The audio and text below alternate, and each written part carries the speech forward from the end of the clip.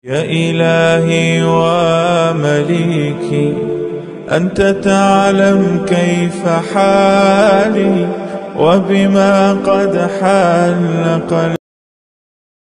Alamin wassalatu wassalamu ala asyrafil anbiya wal mursalin Sayyidina Maulana Muhammadin wa ala alihi wa ashabihi ajma'in. Qala al-musannif al-imam Abu Hamid Muhammad bin Muhammad al-Ghazali rahimahullah wa nafa'ana bi ulumi. Dan ketahuilah bahwasanya manusia di dalam menuntut ilmu ini terbahagi kepada 3 keadaan.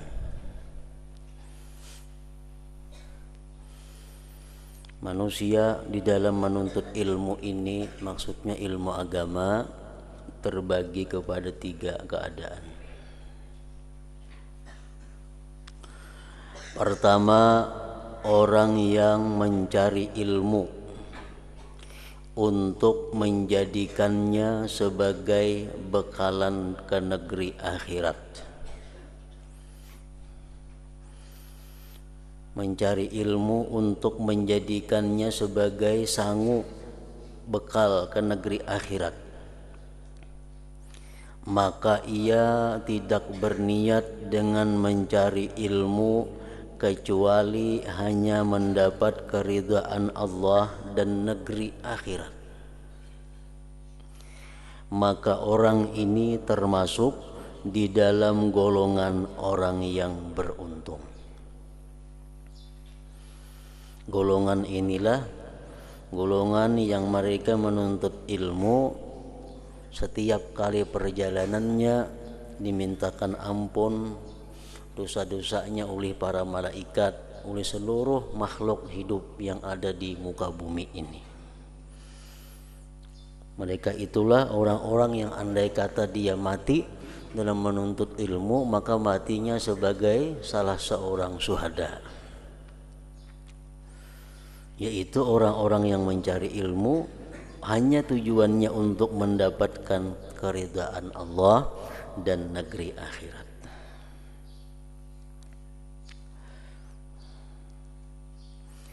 Yang kedua, orang yang mencari ilmu untuk mendapatkan keuntungan yang segera dunia dan mendapatkan kemuliaan, pangkat dan harta benda. Ini menuntut ilmu agama dengan tujuannya adalah supaya dapat keuntungan dunia, supaya dimuliakan oleh orang, supaya dapat pangkat kedudukan, supaya mendapat harta dan benda. Nah, ini orang golongan yang kedua ini ialah orang yang dikatakan oleh Rasulullah sallallahu alaihi wasallam, "Man talabal ilma mimma yubtagha bihi wajhullah liyusiba bihi 'aradan minad dunya lam yajid arfal jannah." Itu ia orangnya, bahwa siapa yang menuntut ilmu yang semestinya dituntut dengan ilmu itu karena Allah, ilmu yang mesti dituntut karena Allah, sedangkan dia karena dunia, ini orang tidak akan mencium, tidak akan mendapat bau-bauan surga. Ilmu yang mestinya dituntut karena Allah dirubahnya karena dunia. Lain halnya orang menuntut ilmu yang memang karena dunia. Misalnya orang menuntut ilmu kesehatan supaya bisa mengobati orang. Nah, itu kan jadi masalah karena ini ilmu yang bukan dituntut mayubtagha bihi wajhullah. Orang menuntut ilmu pertanian supaya nyaman kena aku betani bisa. Orang menuntut ilmu pertukangan supaya bisa bertukang, nyaman kayaknya banyak diupahi orang, aku gawianku bagus. Aku menuntut ilmu apa namanya lagi, perbingkilan, perbaikan mesin, seluas-luasnya menuntut ilmu supaya orang banyak datang mengantar barang lawan aku. Nah, itu kan jadi masalah karena itu ilmu bukan yang mimma yubtagha bihi wajhullah.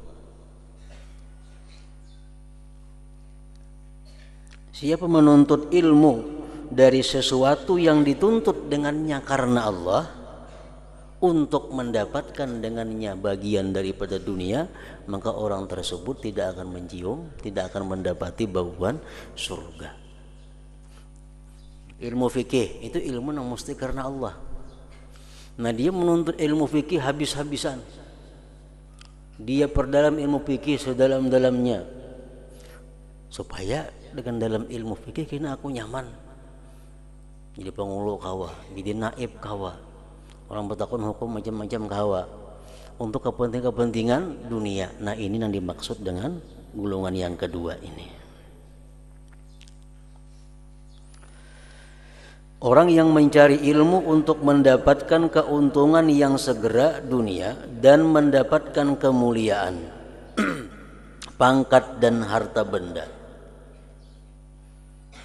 Orang mengaji ilmu faraid, membagi waris.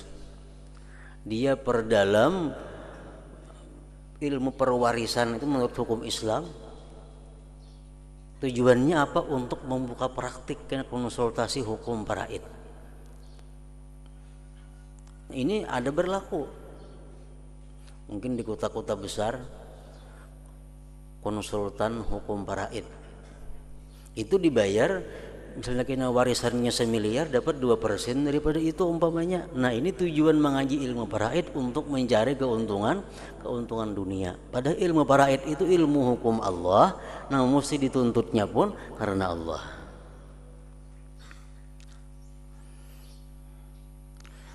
Sedangkan ia sendiri menyadari hal ini dan merasakan di dalam hatinya akan kejahatan keadaan yang sedang dialaminya dan kehinaan maksudnya.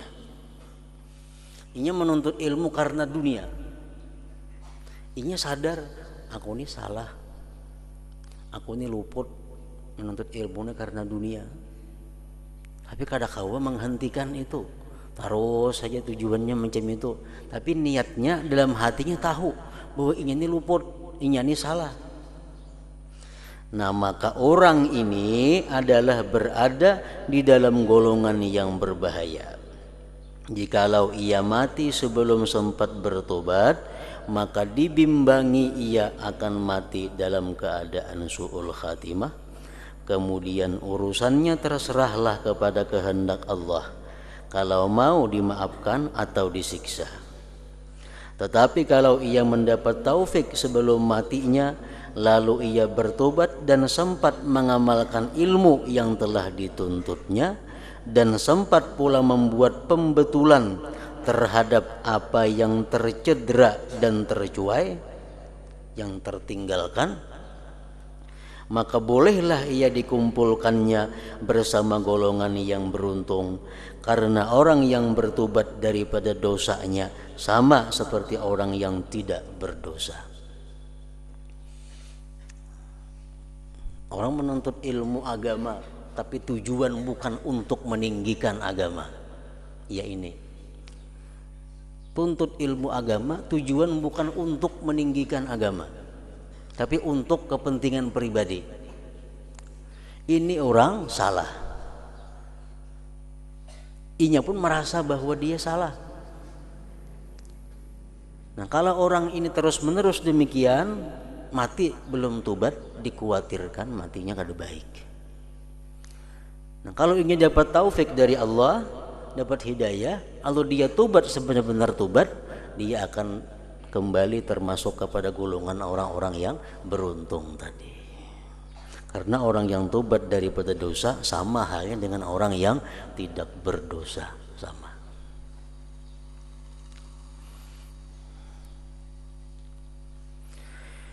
Yang ketiga, orang yang telah dikuasai oleh syaitan, maka ia menjadikan ilmu yang dituntutnya itu sebagai alat untuk menghimpunkan harta benda dan bermegah-megah dengan kedudukan dan merasa bangga dengan ramai pengikutnya.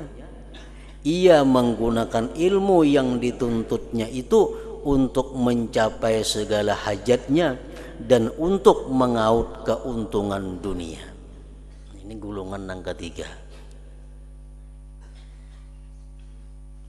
Orang yang menggunakan ilmunya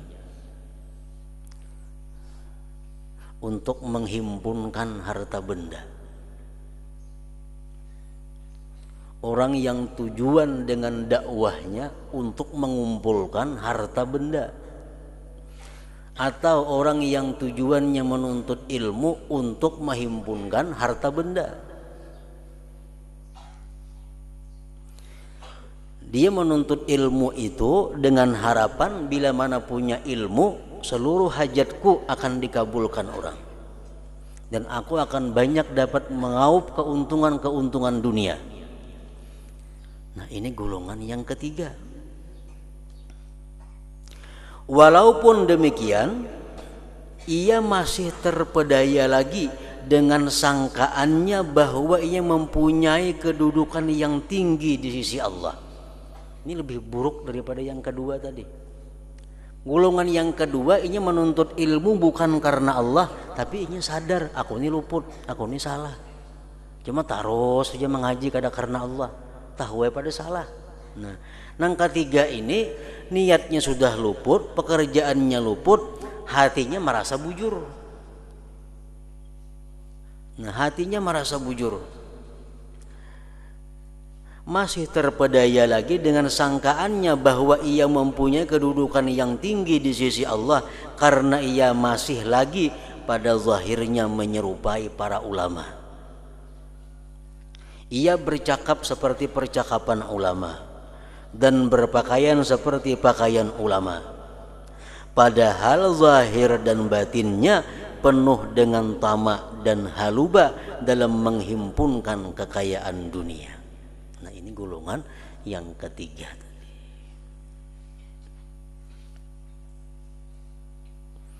Orang yang seperti ini termasuk dalam golongan orang yang binasa. Binasa.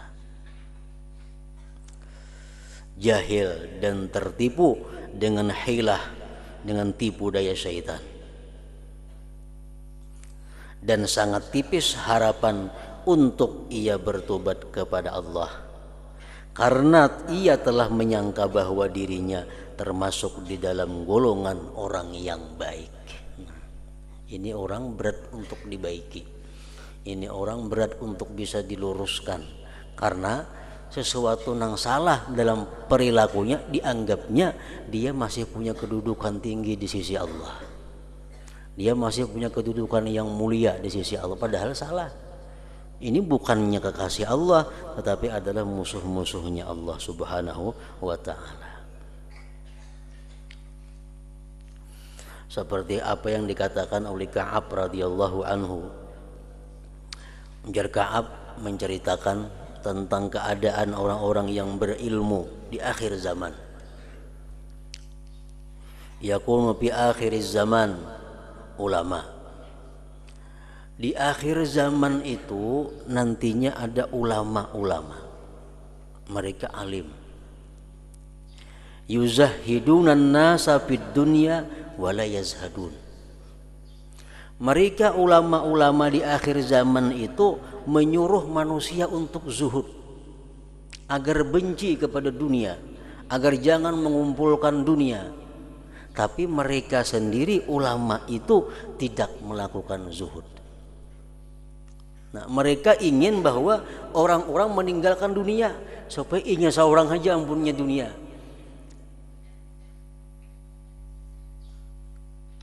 Yuzahidunan nas wa la yazhadun. Mereka menyuruh orang zuhud tapi mereka tidak zuhud. Yukhawwifunan nas wa la yakhafun.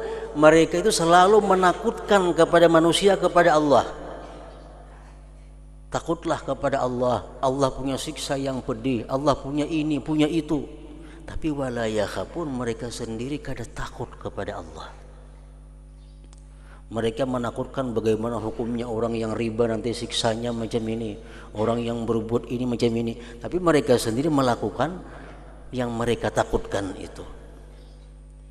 Yukhawwifunan nas wala yakhafun. Wa yanhauna an ghishyanil wulad wa ya'tunahum. Mereka ulama-ulama di akhir zaman itu, kata Ka'ab rahimahullah, mereka melarang orang dekat dengan kerajaan. Kada baik dekat dengan pemerintahan, kada baik dekat dengan kerajaan, kada baik dekat dengan pejabat karena hartanya kada nang baiknya. Tapi wahum ya'tun, tapi mereka sendiri mendatangi kepada pejabat-pejabat itu. Supaya orang lain jangan banyak ke pejabat, seorang aja nang ke pejabat.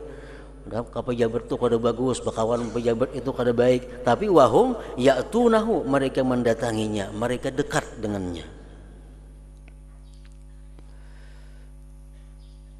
Yuqarribunal aghniya dunal fuqara, mereka hanya mendekati orang-orang yang kaya dan mereka menjauhi orang-orang yang fakir miskin.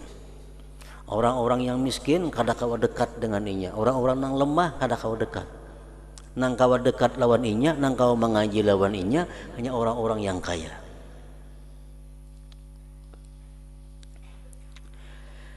Yataghayaruna 'alal ilmi kama tataghayarun nisa 'alal rijal. Mereka itu cemburu atas ilmu sebagaimana cemburunya perempuan atas laki-laki. Kalau ingin tuh melajari sesuatu, ada orang lain melajari, ini cemburu. Macam bini-bini cemburu lawan lakinya dianu orang sama. Nah mestinya kalau ulama yang benar itu gembira, di mana makin banyak orang buka pengajian makin suka. Karena makin berkembang syiar Islam. Ada ini kada. Ulama akhir zaman ini, kata Ka'ab rahimahullah tadi, bila mana ada orang buka ilmu ini sakit hati. Kenapa? Ampunnya pacang tak ancam, ampunnya pacang bakurang.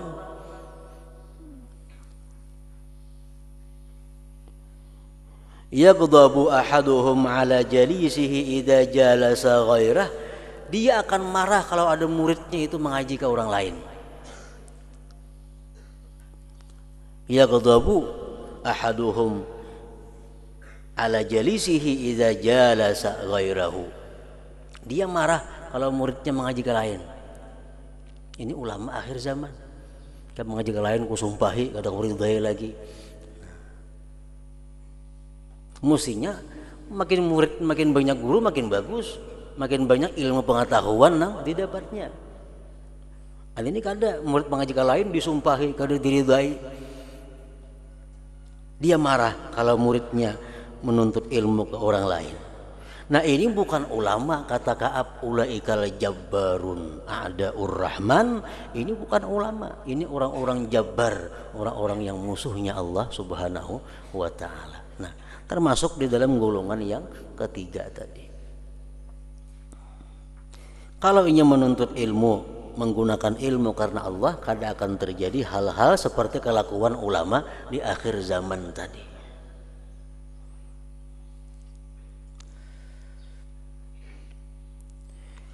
Jahil dan tertipu dengan hilah syaitan, dan sangat tipis harapan untuk bertobat kepada Allah karena ia telah menyangka bahwa dirinya termasuk di dalam golongan orang yang baik. Ia merasa dirinya paling baik, ia merasa paling bujur, ia merasa paling takwa, padahal salah. Nah orang seperti ini kada kau diurus, padahal ia telah lupa akan firman Allah Ta'ala, ya ayyuhalladzina amanu lima taquluna ma la taf'alun. Maksudnya dia lupa akan firman Allah ini, wahai orang-orang yang beriman, kenapa kamu memperkatakan barang yang tidak kamu amalkan? Kenapa kamu menyuruh orang sesuatu yang kamu belum mengamalkannya? Dan orang seperti ini sebenarnya termasuk di dalam golongan yang dimaksudkan oleh Rasulullah sallallahu alaihi wasallam dalam sabdanya, ana min ghairid dajjal akhwafu alaikum minad dajjal. Faqila wa ma huwa ya Rasulullah? Faqala ulama usul. Artinya ujar Nabi kita, selain daripada dajjal ada satu perkara yang sangat aku bimbangkan, khawatirkan aku takutkan lebih daripada Dajjal. Lalu ada orang yang bertanya, apakah itu wahai Rasulullah? Nabi sallallahu alaihi wasallam menjawab, mereka ialah ulama usu. Ulama usu, ulama yakni ulama yang jahat. Ulama yang jahat.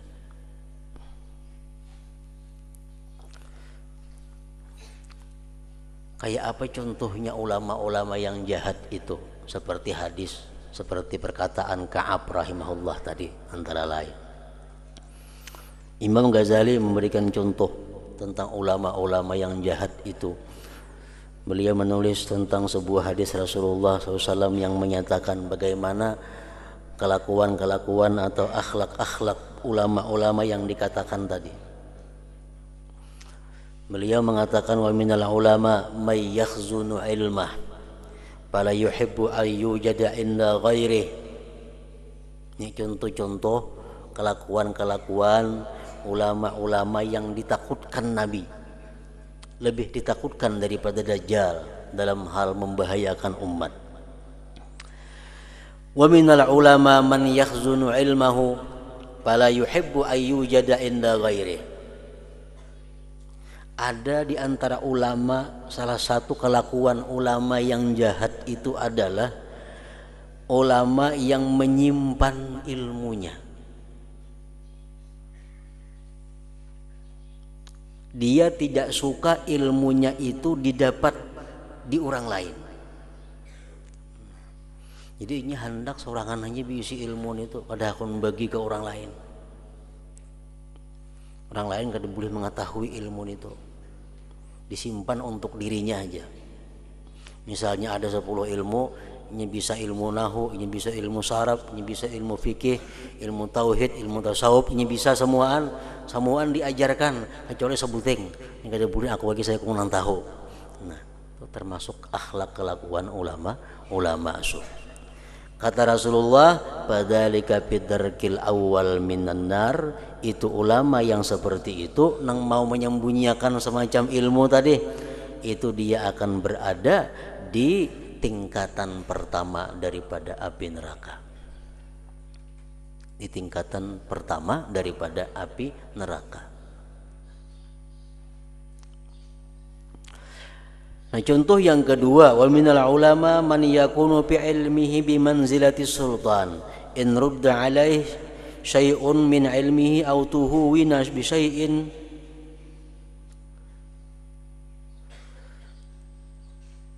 min haqqihi ghadiba fadzalika fi darki tsani minan nar.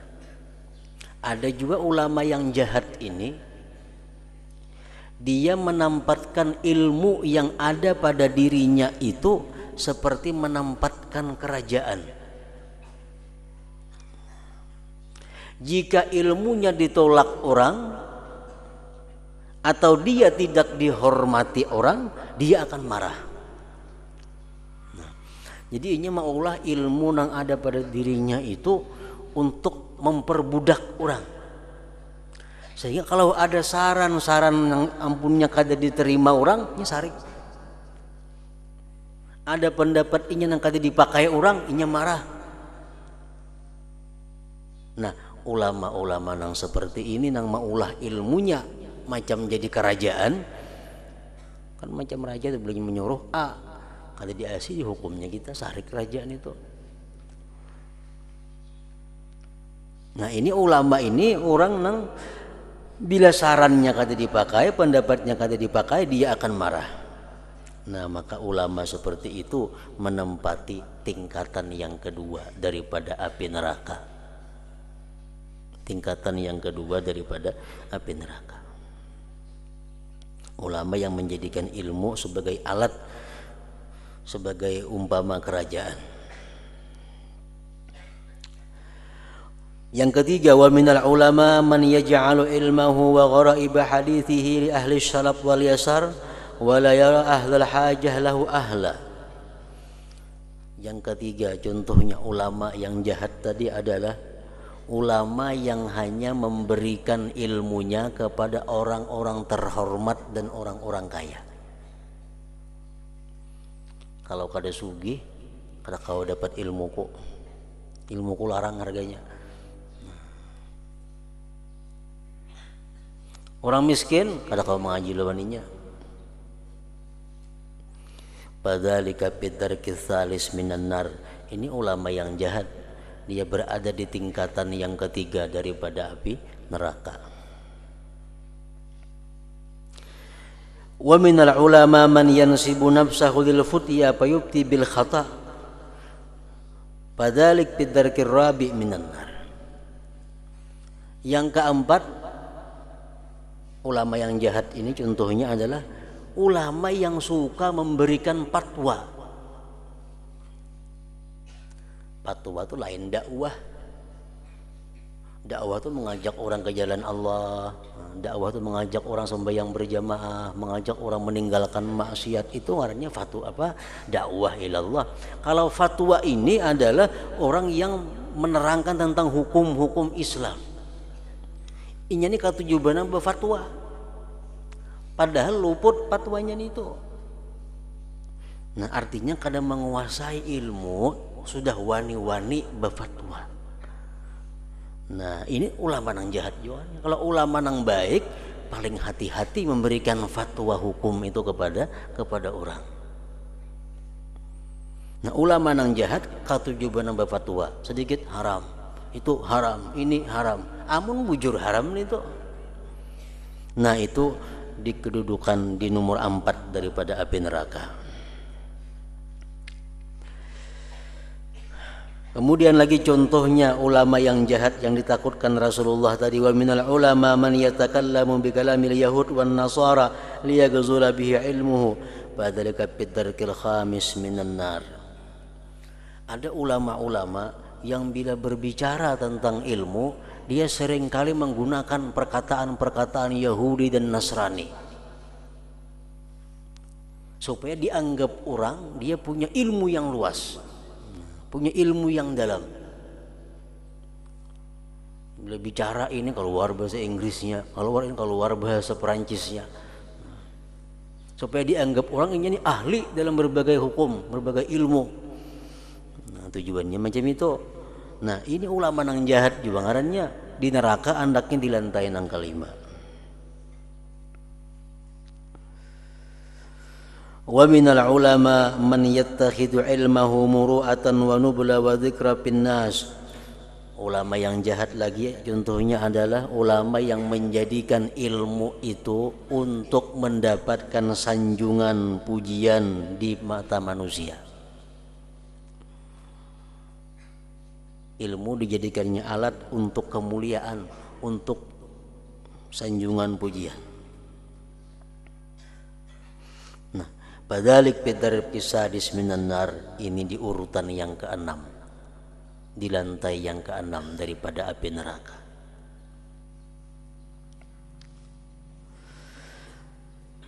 Dan yang terakhir yang ke-7, minal ulama man yastafizuhu zahul wal ujbu fa in wa'iza anafa wa in wa'aza anafa wa in wa'iza anifa fadzalika bidarkis sabi minan nar.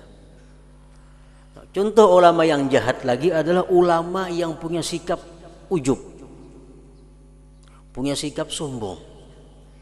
Artinya macam apa? Si ulama ini bila diberi syarat, bila dia ceramah, bila dia dakwahnya keras. Wa iza wa'aza anafa. Kalaunya ceramahnya keras, bumamai aja. Kata bumamai yang adanya lain dakwah. Dan bila mana dia diberi nasihat, dia akan marah.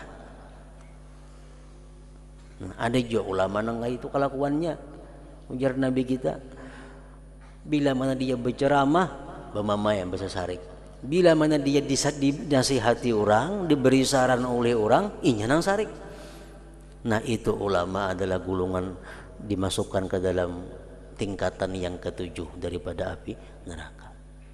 Nah, jadi itulah contoh-contoh praktik-praktik nang kalau kita hendak jadi ulama mesti jauhi contoh-contoh seperti itu, kelakuan-kelakuan seperti itu, karena jelas kelakuan seperti itu bukan kelakuan ulama yang mana mereka itu adalah kekasih Allah Subhanahu wa taala.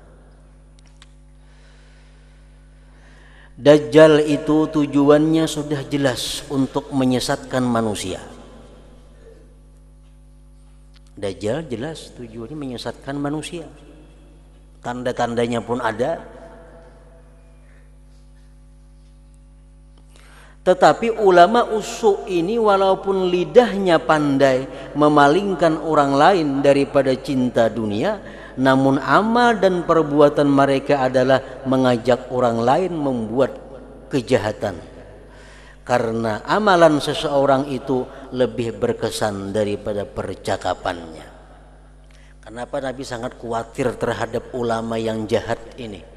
Lebih khawatir daripada Dajjal. Dajjal itu jelas orang berjauhan karena ajakannya sesat. Nah, kalau ulama ini putungannya putungan ulama, surbannya surban ulama, bajunya baju ulama, kata-katanya hadis Quran nang keluar. Itu sulit membedakan orang awam mana nang bujur mana nang kada.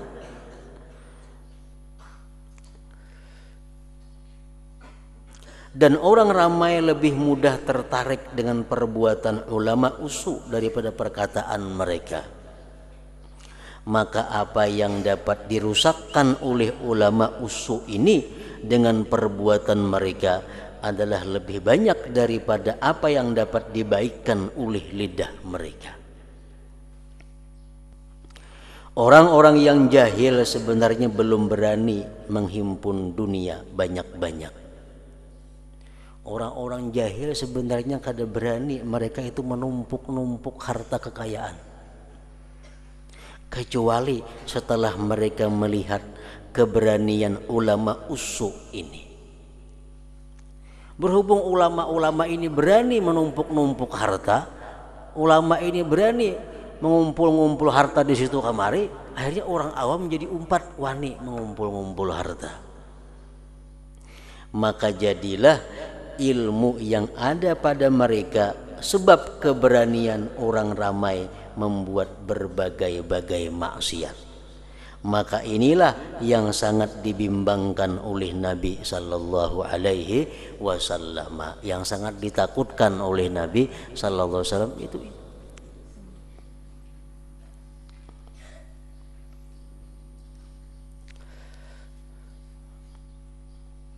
Al ulama warasatul anbiya, ulama itu pewaris para nabi. Wal anbiya lam yuwarrisu dinara wala dirhama. Para anbiya itu mati kadada mewariskan dinar dan dirham. Nah, jadi ulama itu adalah yang benar itu ulama pewaris nabi. Nabi-nabi sebelumnya, baik Nabi kita Nabi Adam sampai seluruh nabi, mereka mati kadang meninggalkan warisan dinar dirham, harta bertumpuk-tumpuk tuh ada. Nah, ulama pewaris nabi pun macam itu juga. Ulama yang mewaris nabi ini kalau nya mati kada akan bertinggal warisan di mana-mana. Si ulama mati bertinggal toko 20 buah, bertinggal motor 5 buah, bertinggal kebun sekian hektar, itu lain pewaris nabi ulamanya. Nabi mati kada bertinggal harta warisan. Nah, ulama pun nang pewaris nabi kalau mati kada bertinggal warisan, seperti itu juga. Al ulama warasatul anbiya wal anbiya lam yuwarrisu dirhaman wala dinara.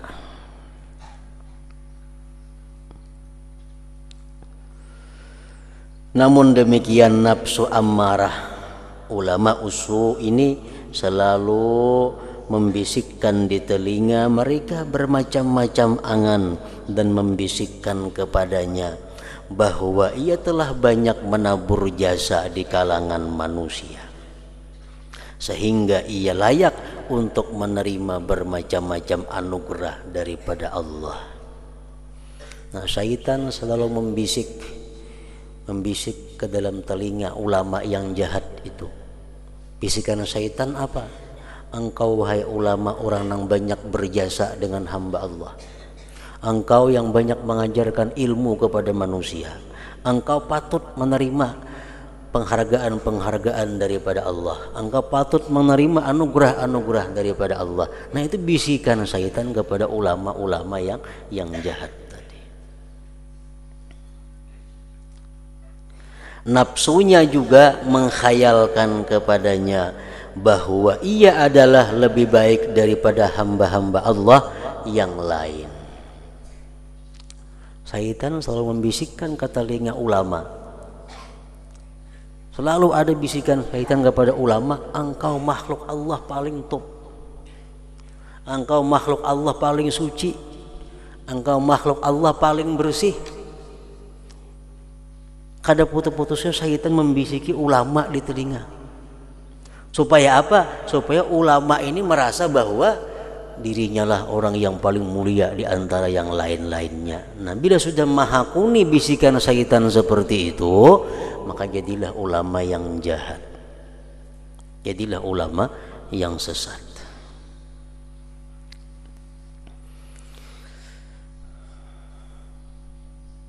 Nafsunya juga menghayalkan kepadanya bahwa ia adalah lebih baik daripada hamba-hamba Allah yang lain.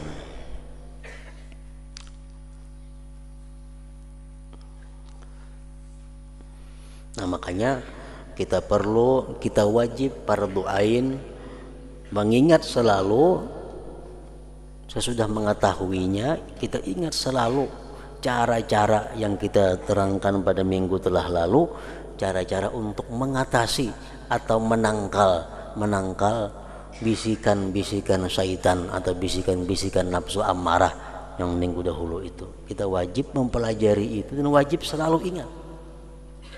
Kalau syaitan membisiki telinga kita, ikam orang paling mulia di sisi Allah. Jadi syaitan, ikam orang yang paling takwa di sisi Allah. Ikam orang yang paling suci di sisi Allah. Bila di hati kita nyaman mendengar itu, bila hati kita ketuju mendengar bisikan itu, berarti kita termakan godaan syaitan. Nah, menangkalnya macam apa semalam tuh? Gunakan ilmunya. Nang tahu baik kadanya aku ini bukan ikam syaitannya, bukan diriku nang tahu baik kadanya aku ini. Wallah a'lam bimanittaqa, hanya Allah nang tahu siapa nang takwa. Aku ini hanya berusaha untuk jadi orang yang takwa. Aku berusaha hendak jadi orang yang bersih. Bersih balumnya itu Allah nang tahu, aku kada tahu. Nah, itu menangkal agar jangan sampai kita mengiyakan apa yang dikatakan syaitan.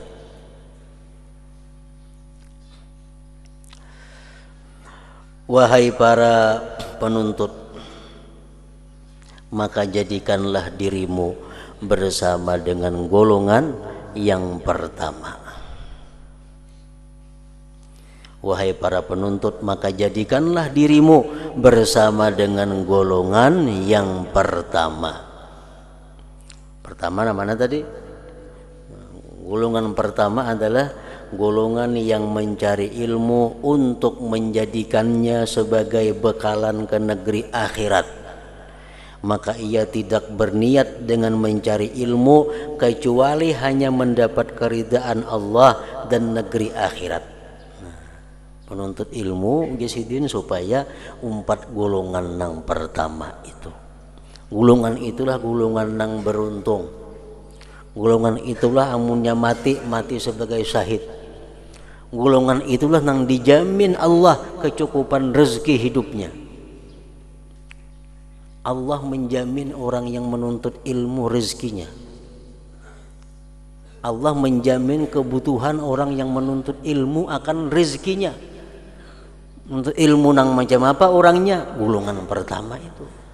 Kada akan sengsara hidupnya, kada akan susah, kada akan miskin orang menuntut ilmu agama, asalkan dia menuntut ilmu agama mencari keridhaan Allah Subhanahu wa taala. Jadikanlah dirimu bersama dengan golongan yang pertama. Dan hati-hatilah supaya engkau tidak termasuk di dalam golongan yang kedua. Yang kedua aja jangan. Yang kedua orang yang menuntut ilmu atau orang yang menggunakan ilmu untuk mencari dunia. Tapi hatinya sadar bahwa inya ini salah.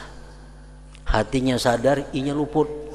Hatinya sadar inya dalam kemurkaan Allah. Tapi berhenti kada kawa. Nah sama orang berbuat maksiat, peminum, pemabuk, penjudi, tapi nya tahu pada ini salah, inya ini jahat, inya ini kotor, inya ini hina di sisi Allah. Nah, ini lebih baik daripada orang nang pemabuk, peminum, penjudi, penjina, tapi merasa itu udah takdirnya Allah Ta'ala. Nah ini berat benar obatnya. Penjudi, pemabuk, segala macam, tapi di hatinya aku ini kehendak Tuhan itu nyamini kada kawai. Bila macam itu kada bakal baik manusia ini. Nah sama halnya golongan yang kedua ini, tingkah lakunya merasa sadar bahwa dia salah. Di dalam golongan yang kedua jangan juga, karena banyak sekali orang yang lalai yang telah direnggut oleh kematian sebelum ia sempat bertobat, maka rugilah ia. Nah khawatirnya kelompok yang kedua ini kada sempat tobat, tada hulu mati. Bujurnya mengakui salah, mengakui ruput, tapi belum tobat lagi mati. Nah dikhawatirkan matinya pun mati kada baik juga. Dan maka rugilah ya, dan jangan sama sekali engkau termasuk ke dalam golongan yang ketiga tadi. Golongan yang ketiga yang kelakuannya sudah kada baik tapi merasa punya kehormatan di sisi Allah. Kelakuannya menuntut ilmunya, niatnya kada baik, dakwahnya tujuannya dunia, tapi merasa bahwa dia mulia di sisi Allah. Jangan 4 golongan itu. Dan jangan sama sekali engkau termasuk ke dalam golongan yang ketiga, maka engkau akan terjerumus ke jurang kebinasaan. Bukan kekasih Allah kita, tapi a'da'ur rahman, musuhnya Allah, yang tidak diharapkan dapat diselamatkan atau diperbaiki lagi. Orang golongan yang ketiga ini sulit diobati. Kenapa? Merasa dirinya sihat, merasa dirinya baik. Nah kemudian maka apabila engkau bertanya apakah itu bidayatul hidayah, permulaan jalan menuju hidayah, ke situ.